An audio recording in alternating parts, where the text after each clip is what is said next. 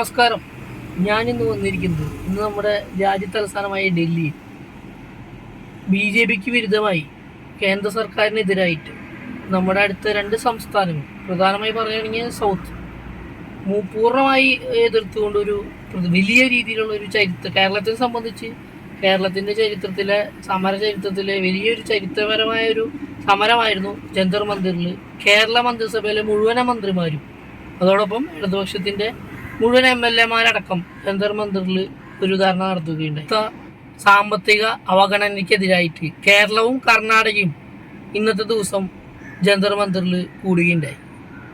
ഫെഡറലിസത്തിനെതിരെ ഉള്ള സമീപനമാണ് കഴിഞ്ഞ കാലങ്ങളായിട്ട് മോദി സർക്കാരിൻ്റെ കീഴിലുള്ള കേന്ദ്ര സർക്കാർ BJP ഇതര സംസ്ഥാനങ്ങൾക്കെല്ലാം വിവിധ തരത്തിൽ നികുതിയുടെ വരുമാനം കൊടുക്കുന്നതൊക്കെ വെട്ടിച്ചുരുക്കിക്കൊണ്ട് ഇത് കേരളത്തിലായാലും കർണാടകയായാലും ഇതേപോലെ BJPക്ക് വിരുദ്ധ സർക്കാരുകൾ എവിടെയുണ്ടോ അവിടെയൊക്കെ പണം കൊടുക്കാതെ അവരെ ഞെക്കിക്കൊല്ലുന്ന ഒരു അവസ്ഥയാണ് നമുക്ക് കഴിഞ്ഞ കാലങ്ങളിൽ കാണാൻ പറ്റിയത്. ഇതിനെതിരെ കേരളത്തിൻ്റെ മന്ത്രിസഭ, പിണറായി വിജയൻ സർക്കാരിൻ്റെ നേതൃത്വത്തിലുള്ള മന്ത്രിസഭ, പിണറായി വിജയനും അതേപോലെയുള്ള മുഴുവൻ മന്ത്രിമാരും ജന്തർ മന്ദിറിൽ ഒന്നിച്ചു കൂടുകയും ഇന്ത്യ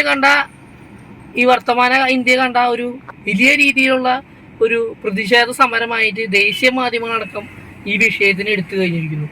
നമ്മുടെ തമിഴ്നാട്ടിലായാലും കർണാടകയിലായാലും അതേപോലെ BJPക്ക് വിരുദ്ധമായിട്ട് നിൽക്കുന്ന ഇന്ത്യൻ സഖ്യത്തിലെ മുഴുവൻ ആളുകളും ഈ പറഞ്ഞ കേരളത്തിൻ്റെ പിണറായി വിജയൻ സർക്കാരിന് നേതൃത്വം കൊടുക്കുന്ന സമരത്തിന് വലിയ പിന്തുണയായിട്ട് വന്നിട്ടുണ്ട്. പിന്തുണയായിട്ട് മല്ലികാർജുൻ ഖാർഗെ, കോൺഗ്രസിൻ്റെ അധ്യക്ഷനായ ഖാർഗെ, അതേപോലെ ഡൽഹിയിലെ മുഖ്യമന്ത്രി അരവിന്ദ് കെജ്രിവാൾ, പഞ്ചാബിലെ ആം ആദ്മി സർക്കാരിൻ്റെ മുഖ്യമന്ത്രി, അതേപോലെ കർണാടകയിലെ മുഖ്യമന്ത്രി സിദ്ധരാമയ്യ, എല്ലാവരും ഈ പറഞ്ഞ പിണറായി വിജയൻ സർക്കാരിൻ്റെ, അതേപോലെ നമ്മുടെ സൗത്തിലെ DMKയുടെ MK സ്റ്റാലിൻ അടക്കമുള്ള ആളുകൾ ഇതിനെ പിന്തുണച്ചുകൊണ്ട് വലിയ രീതിയിൽ ഈ സമരത്തിനെ പിന്തുണ കുറിച്ചുകൊണ്ട് വന്നുകൊണ്ട്, അതോടൊപ്പം ഇതിൽ എടുത്തു പറയേണ്ടത്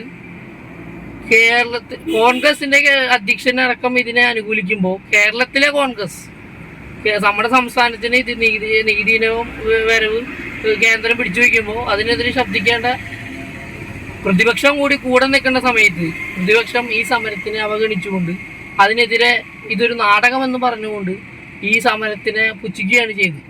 കഴിഞ്ഞ കോവിഡ് കാലഘട്ടത്തിൽ ഉണ്ടായിരുന്ന അതേ മനോഭാവം തന്നെയാണ് ഇന്ന് നമ്മുടെ സംസ്ഥാനം ഒറ്റക്കെട്ടായിട്ട് നമുക്ക് കിട്ടേണ്ടതായിട്ടുള്ള വിഹിതം ചോദിച്ചു വാങ്ങാനായിട്ട് നമ്മളെല്ലാവരും ഉത്തരവാദിത്തപ്പെട്ടവരാണ്.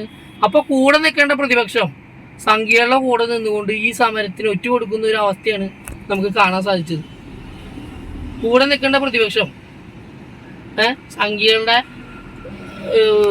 BJPക്ക് ഒപ്പം ചേർന്നുകൊണ്ട് ഈ കേരളത്തിൻ്റെ വലിയ ഒരു സമരത്തിന് എന്താ പറയുക തകർക്കുന്ന രീതിയിൽ, അല്ലെങ്കിൽ സമരത്തിന് കൂടെ നിൽക്കാതെ BJPക്കൊക്കെ ഒപ്പം ചേർന്നുകൊണ്ട് ഈ സമരത്തിനെ പൊളിക്കാൻ എന്തൊക്കെ ചെയ്യാൻ പറ്റും എന്നുള്ള കാര്യങ്ങളാണ് നോക്കിക്കൊണ്ടിരിക്കുന്നത്. കേന്ദ്രം ഭരിക്കുന്ന BJPക്ക് സർക്കാരിനെതിരെ കേരളം ഒറ്റക്കെട്ടായി നിൽക്കേണ്ട ഈ സമയത്തിൽ കേരളത്തിലെ പ്രതിപക്ഷം, അത് കോവിഡ് കാലഘട്ടത്തിൽ ഇതേപോലെ തന്നെയായിരുന്നു, കേരളത്തിൻ്റെ കാര്യങ്ങളിൽ അതിനെ എങ്ങനെ തുരങ്കം വയ്ക്കുന്ന രീതിയിൽ എങ്ങനെയൊക്കെ ചെയ്യാം എന്നൊരായിരുന്നു അവരെ ആലോചന. അതേ പാത തന്നെയാണ് ഇന്ന് നമ്മുടെ കേരളത്തിൻ്റെ കോൺഗ്രസ്.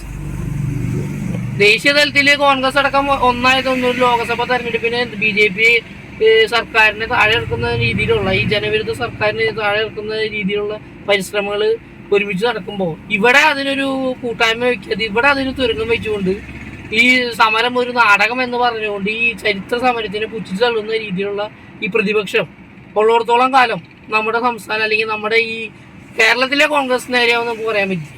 കാരണം ഇന്ത്യയിലെ കേന്ദ്ര നേതൃത്വം വരെ, ഈ കോൺഗ്രസ് കേന്ദ്ര നേതൃത്വം വരെ ഈ സമരത്തിന് പിന്തുണ കൊടുക്കുമ്പോൾ കേരളത്തിലെ പ്രതിപക്ഷം ഈ സമരത്തിൻ്റെ ഒപ്പം കേരളത്തോടൊപ്പം നിൽക്കുന്നതിന് പകരം അവർ ഈ സമരത്തിനെ പുച്ഛിച്ചു തള്ളുകയും ഈ സമരത്തിനൊരു പിന്തുണ പോലും കൊടുക്കാത്തൊരു അവസ്ഥ വരികയുണ്ടായി.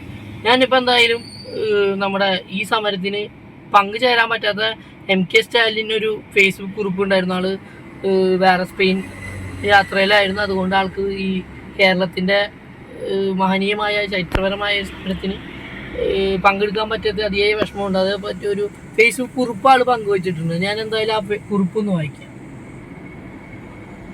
ഇന്ന് ഡൽഹിയിൽ ഉയരുന്ന സംസ്ഥാനങ്ങളുടെ അവകാശങ്ങൾക്ക് വേണ്ടിയുള്ള ശബ്ദത്തിന് പിന്തുണ നൽകാം. ഇത് പ്രതിപക്ഷം ഭരിക്കുന്ന സംസ്ഥാനങ്ങൾക്ക് വേണ്ടി മാത്രമല്ല, ഇന്ത്യൻ യൂണിയനിലെ എല്ലാ സംസ്ഥാനങ്ങൾക്കും വേണ്ടിയുള്ള ശബ്ദമാണ്. ഈ ഫാസിസ്റ്റ് സ്വേച്ഛാധിപത്യ BJP ഗവൺമെന്റിന്റെ ഭരണത്തിന്റെ ചൂഷണം അവസാനിപ്പിക്കട്ടെ. ബഹുമാനപ്പെട്ട കേരള മുഖ്യമന്ത്രി പിണറായി വിജയൻ തുടക്കം കുറിച്ച് ഈ പ്രതിഷേധ സമരത്തിൽ കേരളവും തമിഴ്നാടും ഒറ്റക്കെട്ടായി പോരാടുകയും സംസ്ഥാനങ്ങളുടെ അവകാശങ്ങൾ നേടിയെടുക്കുകയും ചെയ്യാം. ഇങ്ങനെ ഒരു പിന്തുണയാണ് MK സ്റ്റാലിൻ കൊടുത്തിരിക്കുന്നത്. അതേപോലെ അതിൽ പ്രസംഗിച്ചിരുന്ന നിരവധി ദേശീയ നേതാക്കൾ ഇതിൽ പ്രസംഗിച്ചിട്ടുണ്ട്. നമ്മുടെ ഫാറൂഖ് അബ്ദുള്ള ഒരുമിച്ച് നിന്നില്ലെങ്കിൽ മുന്നോട്ട് പോകാൻ സാധിക്കില്ല എന്ന തിരിച്ചറിവാണ് നമ്മൾ ഓർമ്മിപ്പിക്കുന്നത്. അതേപോലെ നമ്മുടെ പഞ്ചാബിലെ മുഖ്യമന്ത്രി ഭഗവത് സിംഗ് മാൻ ഫണ്ട് കൊടുക്കണമെങ്കിൽ മോദിയുടെ ചിത്രം വെക്കണം എന്നുള്ള രീതിയിലുള്ള കാര്യങ്ങളൊക്കെ ഇവിടെ പറയുന്നുണ്ട്. അതേപോലെ കേന്ദ്രം BJPക്ക് അനുകൂലമായിട്ട് നിൽക്കാത്ത ആർക്കും ഞങ്ങൾ പൈസ തരില്ല എന്ന് പറയുന്ന ഒരു സന്ദേശം കൂടിയിട്ടാണ് ഇതിൽ കൊടുത്തുകൊണ്ടിരിക്കുന്നത്. ഇതിനെതിരെ ഇന്ത്യയിലെ മുഴുവൻ ജനങ്ങളും ഇതിനെതിരെ സമരം ചെയ്യണം. അതിന്റെ ഭാഗമായിട്ടാണ് ഇന്ന് കേരളം മുൻകൈ എടുത്തുകൊണ്ട് ഇതേപോലെയുള്ള ഒരു ചരിത്ര സമരം നടത്തിയിരിക്കുന്നത്.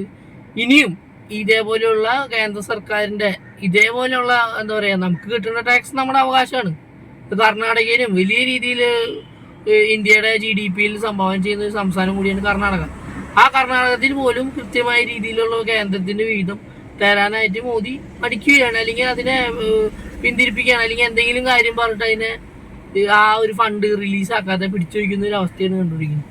ഇതിനെതിരെ ഒപ്പം നിൽക്കേണ്ട കേരളത്തിന്റെ കോൺഗ്രസിനോട് എനിക്ക് വളരെ പരിതാപകരം അല്ലെങ്കിൽ പുച്ഛം എന്ന് പറയേണ്ടി വരും. കാരണം ഇപ്പോൾ കൂടെ നിൽക്കേണ്ട അവസ്ഥയിൽ ഒരുമിച്ച് നിൽക്കേണ്ട സമയത്ത് ഒരുമിച്ച് നിൽക്കാതെ അതിൽ വെറും എന്താ പറയുക മറ്റു പല രീതിയിലും തമ്മിലടിക്കുന്ന രീതിയിലേക്ക് അല്ലെങ്കിൽ സംഘികൾക്ക് സപ്പോർട്ട് ചെയ്യുന്ന രീതിയിലേക്ക് മാറുന്നത് വളരെ മോശമാണ്.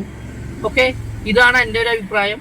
ഇനി നിങ്ങൾക്ക് ഈ വീഡിയോയിൽ മറിച്ചെന്തെങ്കിലും അഭിപ്രായങ്ങൾ ഉണ്ടെങ്കിൽ താഴെ കമന്റ് ബോക്സിൽ. Okay, by.